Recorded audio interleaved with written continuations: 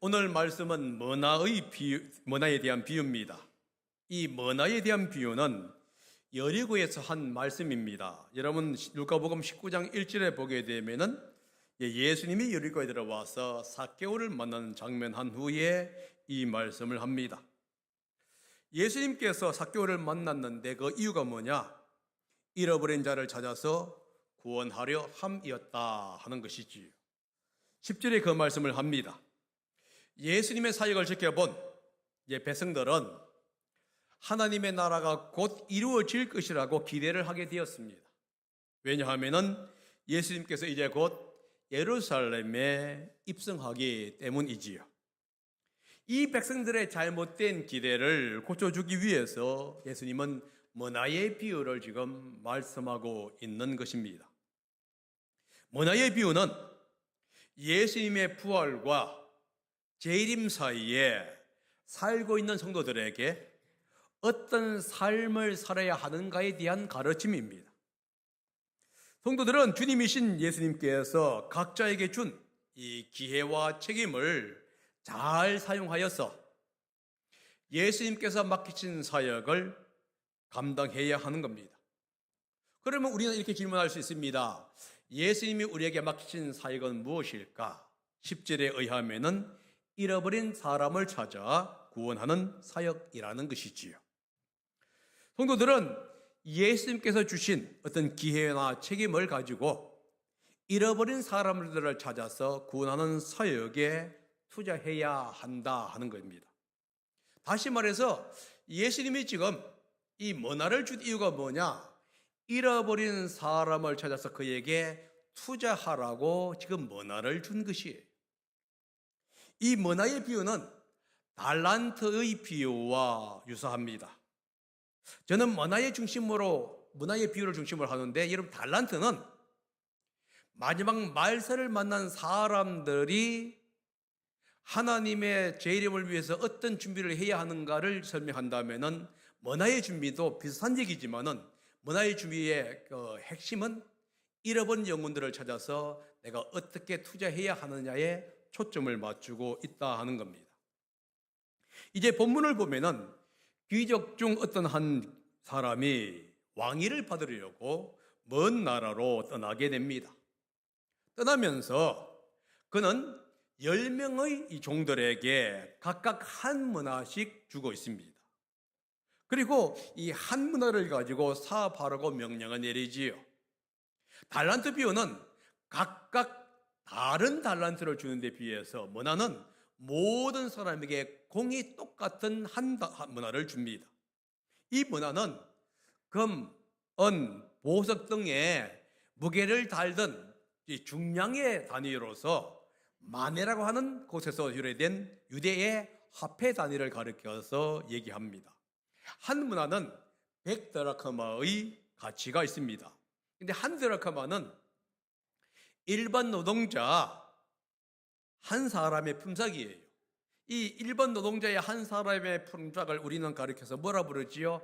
한 데나리온 이렇게 부릅니다. 그러면 한 드라크마나 한 데나리온은 같은 겁니다. 그럼 결국은 이렇게 볼 수 있어요.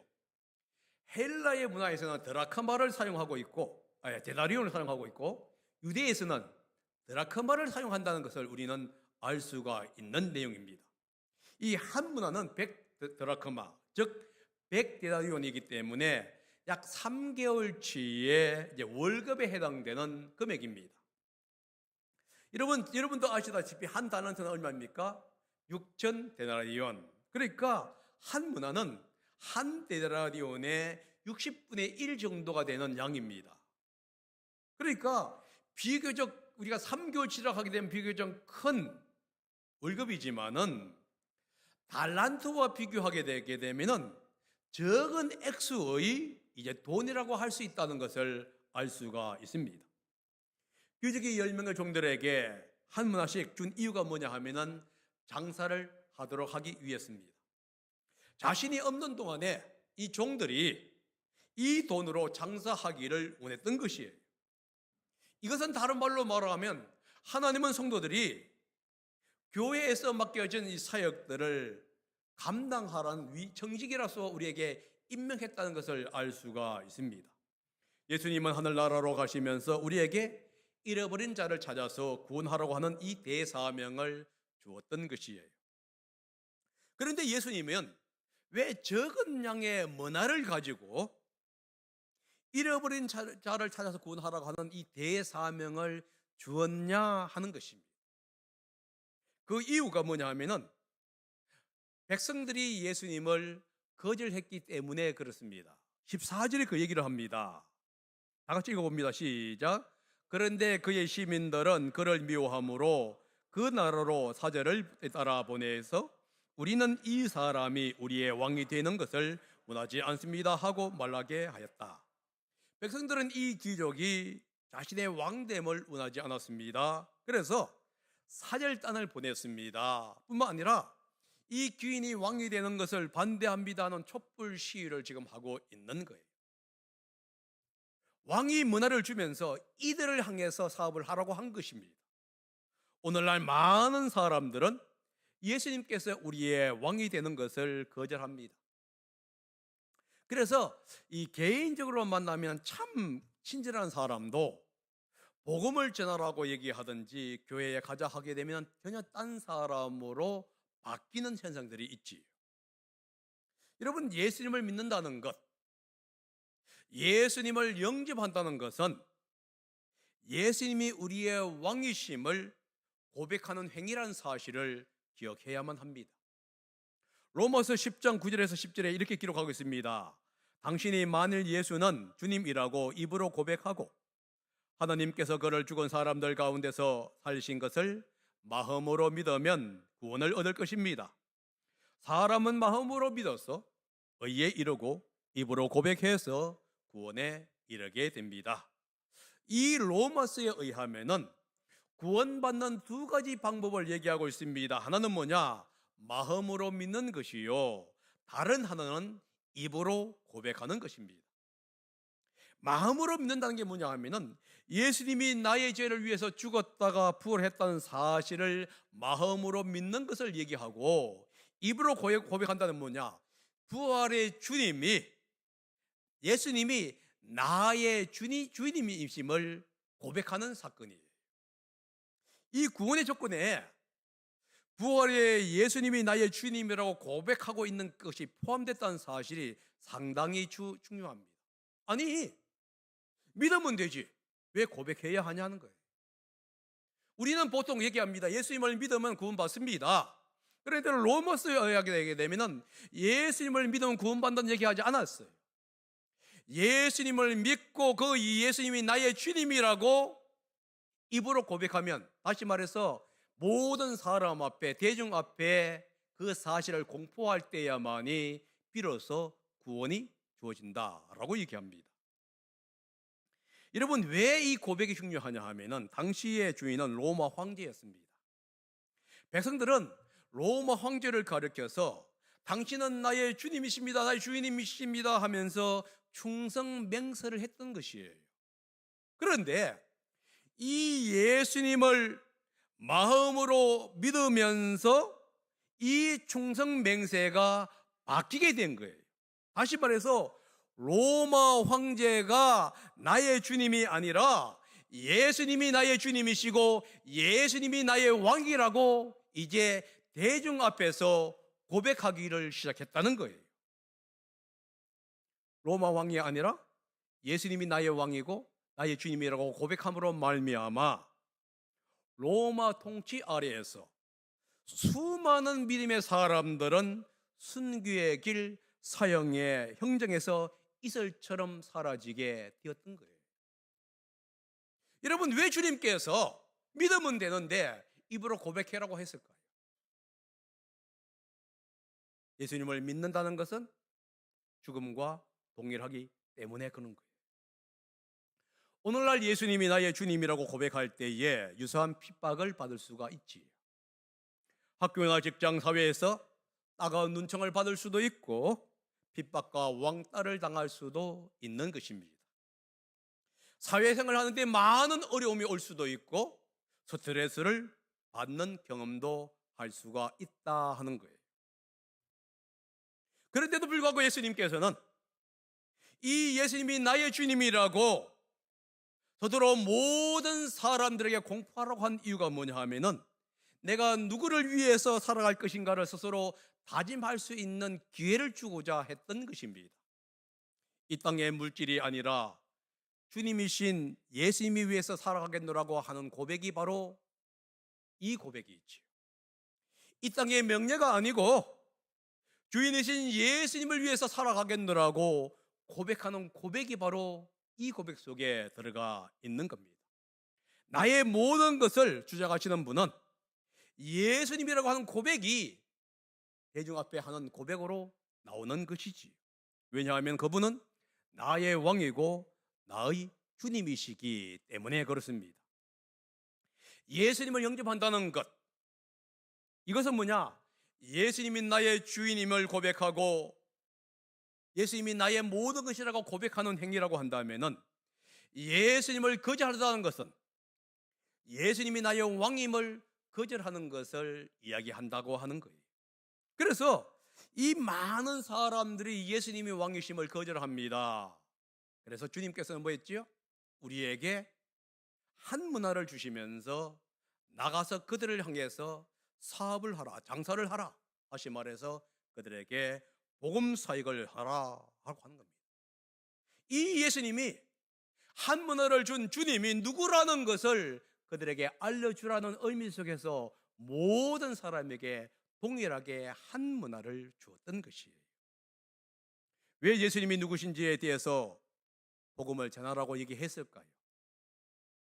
복음을 전할 때 그 충성에 대한 대가는 보상으로 돌아오지만은 전하지 않을 때 심판을 받기 때문에 그렇습니다. 유대인의 반대에도 불구하고 교인은 왕위를 받아가지고 자신의 백성에게로 돌아옵니다. 이것은 예수님께서 하늘로부터 만왕의 왕으로 만주의 주로 다시 이 땅에 재림하시는 것을 우리는 생각할 수가 있겠지요. 예수님은 왕이 되어서 돌아와서 종들에게 맡긴 사역을 이제 계산한다는 것입니다. 15절입니다. 보십시다. 읽어봅니다. 시작. 그러나 그 귀족은 왕위를 받아가지고 돌아와서 언어를 맡긴 종들을 불러오게 하여 각각 얼마나 벌었는지를 알아보고자 하였다. 예수님이 재림하시면 우리는 이렇게 생각합니다. 예수님이 재림하시면 믿지 않는 사람들을 먼저 심판하실 것이다. 그런데 오늘 본문은 그렇게 얘기하지 않아요. 27절에 가서야 심판하십니다. 예수님이 오시면 제일 먼저 누구를 만나느냐? 믿는 사람들이에요. 믿는 사람들에게 내가 맡긴 사역을 네가 얼마나 잘 감당했는지를 이제 계산하자라고 얘기합니다. 다시 말해서 믿지 않는 사람에게 심판하는 그 심판대에 앞서서 믿는 사람에게 하나님의 계산대 앞에서 서라고 얘기하고 있는 거예요. 이것을 가리켜서 우리는 뭐라고 부르죠? 그리스도의 심판대 이렇게 얘기합니다. 그리스도의 심판대 앞에 섰을 때 성도들은 하나님께서 자신에게 준 그 사역들, 특별히 영혼 구령에 대한 사역들에 대한 보고를 받게 된다는 거예요. 초조정이 나옵니다. 그리고 이렇게 얘기하지요. 주인의 한 문화로 10문화를 남겼습니다. 그러자 주인은 그에게 대답합니다. 17절인데요. 착한 종아 잘했다. 내가 아주 작은 일에 친실하였으니 10고을을 다스리는 권세를 차지하여라 하면서 칭찬과 함께 상을 내립니다. 여러분, 이 구절이 뭐와 비슷합니까? 달란트 비유와 비슷합니다. 그런데 다른 점이 뭐냐? 문화에서는 10고을을 다스리는 권세를 준다는 것이지요. 한 문화는 작은 양입니다. 하지만 충성했을 때에 왕은 이제 종에게 10고을을 다스리는 놀라운 축복을 주시는 것입니다. 마찬가지예요. 우리가 주님 작은 일에 충성했을 때, 다시 말해서 영혼 구령에 앞장섰을 때에 예수님은 상상할 수 없는 놀라운 보상으로 우리를 축복해 준다는 거예요. 둘째 정도 와서 주인에게 합니다. 한 문화로 5문화를 주었다. 그래서 주인에게 합니다. 너도 5고을을 다스리는 권세를 차지하여라 하면서 상을 내립니다. 여러분, 두 번째 종에게 잘한 종아, 착한 종아 잘했다. 내가 아주 작은 일에 신실하였으니 이 구절이 없어요. 대신 뭐가 있느냐? 너도 5꼴을 다스려라. 여러분, 달란트 비유해 보게 되면은 동일이 뭐라고 하냐면 잘했다, 착하고 충성한 종아 이렇게 얘기합니다. 그런데 이 문화에서는 그 구절이 빠집니다. 대신 너도 5꼴을 다스려라. 다음에 헌종이 와서 주인에게 한 문화를 드립니다. 물론 이전에 아마 다른 7명의 종들이 또 왔을 것이고요. 그들도 그들 나름대로의 상급을 받았을 것입니다. 어떤 사람은 두 문화를 만들 수도 있을 것이고, 어떤 사람은 그냥 한 문화를 그냥 갖고 왔을 수도 있어요. 그런데 오늘 본 게 보니까 이 한 문화를 가지고 온 사람이 수건에 잘 싸서 보관합니다. 그런데 왜 이 종은 주인의 문화를 수건에 쌓아 두었을까 하는 거예요. 여러분, 궁금하지 않으십니까? 왜 이 종이 한 문화를 쌓아 두었을까? 달란트 비유에서는 여러분들 이렇게 얘기할 수 있습니다. 다른 사람은 2달란트, 5달란트 준대, 나는 1달란트 줬기 때문에 이렇게 생각할 수도 있어요. 그런데 문화에서는 동일하게 똑같이 주었던 거예요. 그런데 왜 어떤 사람은 이것을 갖고 장사를 하고 어떤 사람은 이것을 가지고 수건을 쌓아 두었느냐 하는 거예요. 이유가 뭐냐면은 주인을 두려워했기 때문에 그렇습니다. 여러분, 21절을 읽어봅니다. 시작. 주인님은 야무진 분이라서 맡기지 않는 것을 찾아가시고 심지 않는 것을 거두심으로 나는 주인님을 무서워하여 이렇게 하였습니다. 종이 싼 이유가 뭐냐? 주인을 두려워했기 때문입니다. 그런데 왜 주인을 두려워했느냐? 주인에 대한 잘못된 선입관 때문이에요. 그는 이 주인을 불공평한 주인, 그리고 상식으로 이해할 수 없는 그 주인으로 이해했다 이겁니다. 이렇게 얘기하지 않습니까? 맡기지 않는 것을 찾아가시고 심지 않는 것을 거두기를 원하는 나쁜 주인이지요. 여러분, 이게 악덕 주인이 아닙니까? 아니, 맡기지 않는데 뺏어가면 이게 도둑놈이지요. 심지도 않는데 그러다고 한다?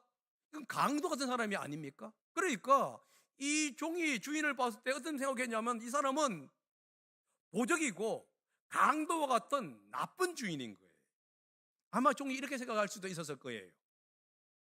내가 돈을 번다면 주인은 그것을 가로챌 것이고, 내가 만약에 장사를 하여 돈을 잃는다면 주님은 그것에 대해서 엄한 문책을 내릴 것이다. 그렇다고 한다면 내가 할 수 있는 것은 주인의 돈을 수건에 싸서 잘 보관했다가 주인이 오면 주는 것이다. 이렇게 얘기할 수가 있었을 거예요. 이게 바로 잘못된 인식, 잘못된 선입관이다 하는 겁니다. 그 이유를 보여줍니다. 10문화와 5문화를 남긴 종에게 주인은 10꼴과 5꼴을 다스리는 상을 주었지요. 그런데 10꼴과 5꼴의 상금이 원금입니까? 아니면 이자입니까? 이익인가요? 원금은 아닙니다. 그렇죠? 원금을 가지고 장사를 해서 남긴 이익에 대한 보상으로 준 것이에요. 다시 말해서 종이 이익을 남겼을 때에 주인은 그 이익을 자기가 취하는 것이 아니라 고스란히 수고한 종에게 이제 돌려주고 있는 모습입니다. 그런데 한 문화를 수건에 싼 종은 뭐라고 불렸죠? 주인을 몰란 거예요. 그것을 뺏을 것이라고 얘기한 겁니다. 강도질을 할 것이라고 얘기한 거예요. 도둑질을 할 것이라고 생각한 거예요. 다시 말해서 주인에 대한 잘못된 선입감으로 그는 장사를 하지 않았다 하는 겁니다. 여러분, 예수님은 선한 분이시잖아요. 예수님이 하늘로 승천하시면서 우리에게 잃어버린 영혼을 찾아서 구원하라는 사명을 주신 것은 하나님을 위한 것이 아닙니다. 모든 것 창조하시고 모든 것 주관하신 하나님이 뭐가 부족해서 그분이 그럴까요? 그것은 우리를 위한 것이에요. 우리가 그분의 명령에 순종하는지 하지 않는지를 보기를 원하는 것이고요. 그리고 그 순종했을 때에 우리에게 놀라운 보상을 해 주기 위한 것이에요. 성경은 이렇게 얘기합니다. 하나님께서 오실 때 우리가 통치자가 된다고. 근데 그 통치자가 된다는 개념 속에 여러분 오늘 본문이 들어가요. 어떤 본문이죠? 우리가 영혼을 위해서 뿌렸던 눈물의 씨앗에 따라서 그 통치하는 그 그릇이 크기가 달라진다. 이 말씀을 지금 우리에게 하시고 있는 거예요. 잘못된 선을까지를 가진 종에게 주인은 이렇게 얘기합니다. 악한 종아 라고 책망하고 있습니다. 만일 그가 정말로 주인에 대하여 그런 생각을 했었더라면 그는 주인의 돈을 가지고 수익이 되는 다른 일을 했었어야 했다 하는 겁니다. 은행에 맡겨서 주인이 왔을 때 이자와 함께 주인에게 드려야 했던 것이죠.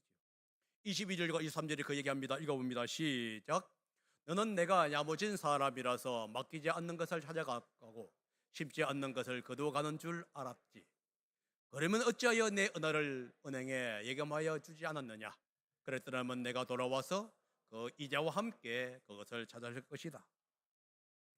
분명히 이 종은 예수님에게 다양한 변명을 했을 거예요. 그런데 예수님은 악한 종의 변명을 수용하지를 않습니다.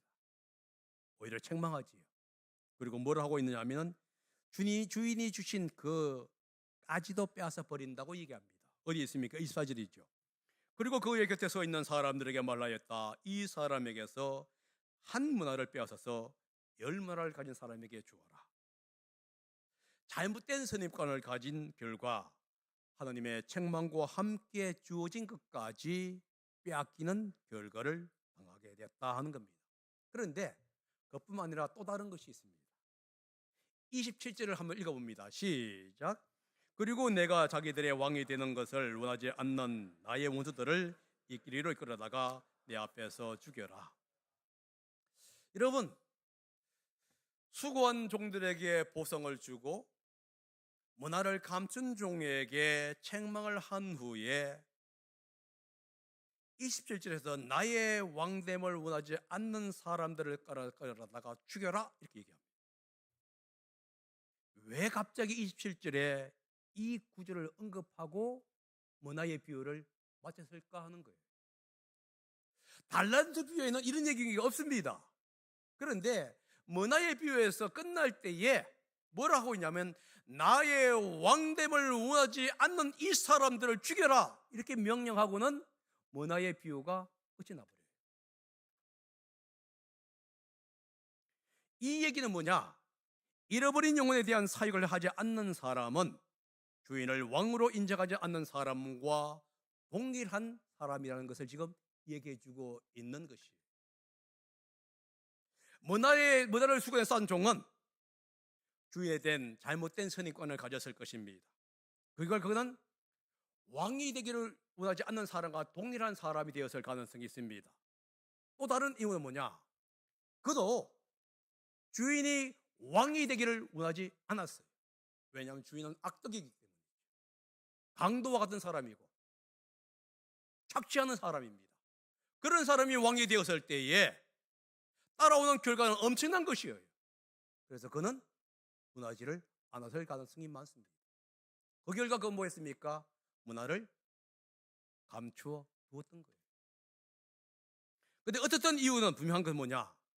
성경을 읽게 갑니다. 충성하지 않은 종과 왕이 되기 원하지 않았던 그 사람을 동일시하면서 예수님의 원수로서 얘기하고 동일하게 심판을 받았다 이렇게 하면서 끝을 딱 맺는 거예요. 유대인들은 이 메시아에 대한 잘못된 선입관을 가졌습니다. 그들이 생각한 메시아는 정복자로서의 메시아였던 거예요. 그런데 예수님께서는 정복자로서 오신 것이 아니라 구세주로 옵니다. 그래서 그들은 그 예수님을 그들의 왕됨으로 거절해버린 거예요. 요한복음 19장 15절에 있습니다. 한번 읽어봅니다. 시작. 그들이 외쳤다. 없애버리시오, 없애버리시오. 그를 십자가에 못 박으시오. 빌라도가 그들에게 말하였다. 당신들의 왕을 십자가에 못 박으란 말이요. 대제사장들이 대답하였다. 우리에게는 황제폐하 밖에는 왕이 없습니다. 예수님을 십자가에 못 박으라고 외치는 이 유대인들을 여러분은 기억하셔야 합니다. 우리가 그런 사람이 아닌가 생각해 보셔야 돼요. 우리에게는 가이사 외에는 왕이 없다고 외치는 그러면서 예수님을 거절한 그 유대인들이 여러분과 제가 될 수 있다는 사실을 기억을 해야 한다는 거예요. 우리에게는 황제 폐하밖에 없다고 얘기합니다. 우리에게는 이 땅에 부귀영화밖에 없지 우리에게는 영원을 건너게 해야 할 이유가 없다고 외친다면 여러분과 제가 동일하게 유대인들과 동일한 것.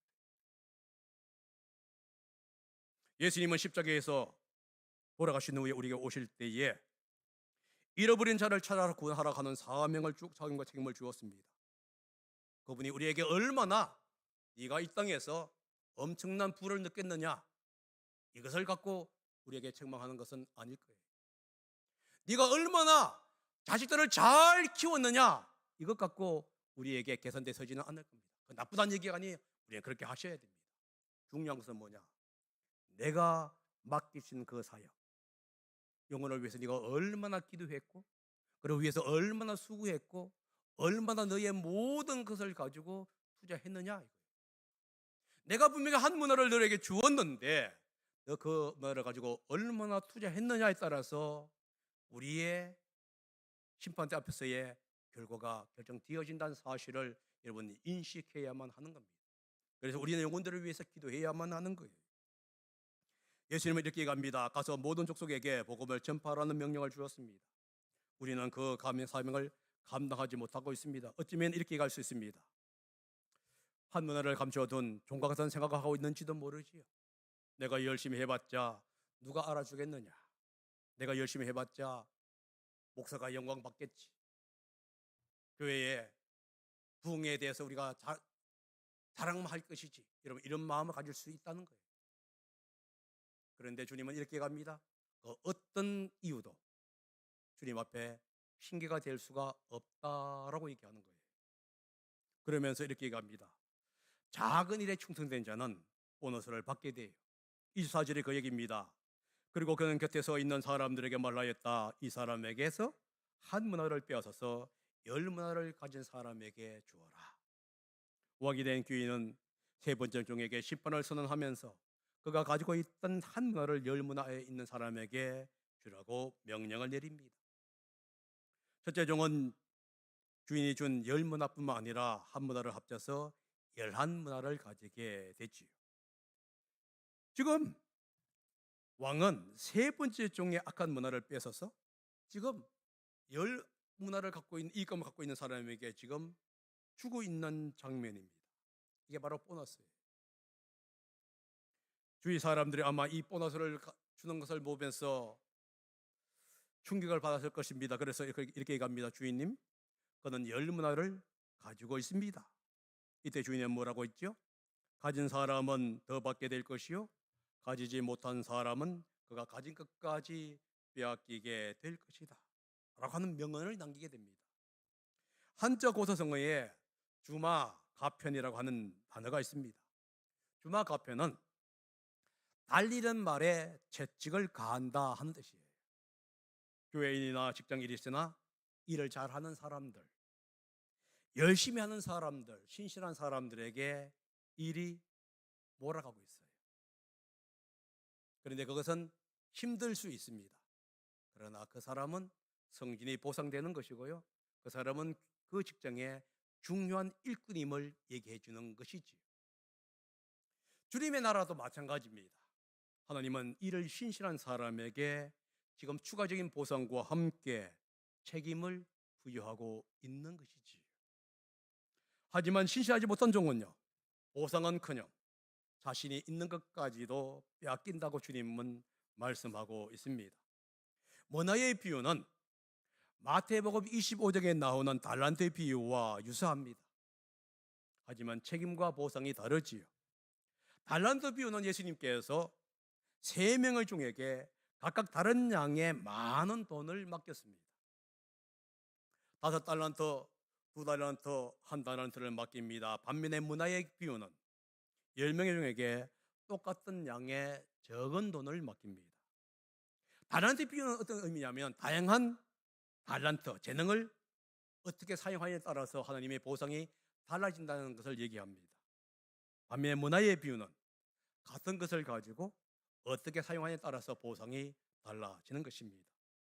달란트 비율처럼 어떤 성도는 많은 달란트를 가지고 있는 사람도 있을 것이고 특별한 달란트를 가지고 있는 사람도 있을 것입니다. 다른 사람보다 더 좋은 환경이나 더 많은 재능, 기회를 가지고 있을 수도 있습니다. 그래서 자신이 다른 사람보다 환경이 좋지 않고 재능이 많지 않고 배움의 기회가 적기 때문에 내가 할 수 없다고 얘기한 사람들에게 주님 뭐라 했느냐? 그 달란트를 어떻게 사용했느냐에 따라서 하나님이 보상한다 이렇게 말씀하고 있는 것이에요. 그러니까 달란트가 얼마나 가졌냐가 중요한 게 아니라 그 사람이 그 달란트를 어떻게 사용했느냐 이겁니다. 근데 문화는 그렇지 않아요. 모든 사람은 똑같은 선상에서 시작을 해요. 같이 출발합니다. 그리고 그것을 어떻게 사용했느냐 하는 거예요. 그렇다고 한다면 여러분 달란트 비유에서 말하고 있는 달란트와 문화에 있어서 비유하는 문화가 뭘 얘기하느냐? 우리가 다르게 사용하게 있었습니다. 달란트는 뭐죠? 어떤 재능이나 환경, 그 사람의 능력, 물질의 여부를 얘기할 수가 있겠지요. 반면에 문화는 뭐죠? 모든 사람에게 똑같이 주어진 것이 무엇이 있을까요? 시간이란 게 있습니다. 시간은 24시간이 주어집니다. 하나님은 모든 사람들에게 24시간이라고 하는 동일한 시간을 주었습니다. 이 시간은 과정의 환경, 배움의 깊이, 성숙의 차이에 따라서 달라지는 것이 아니라 모든 사람에게는 똑같은 24시간이에요.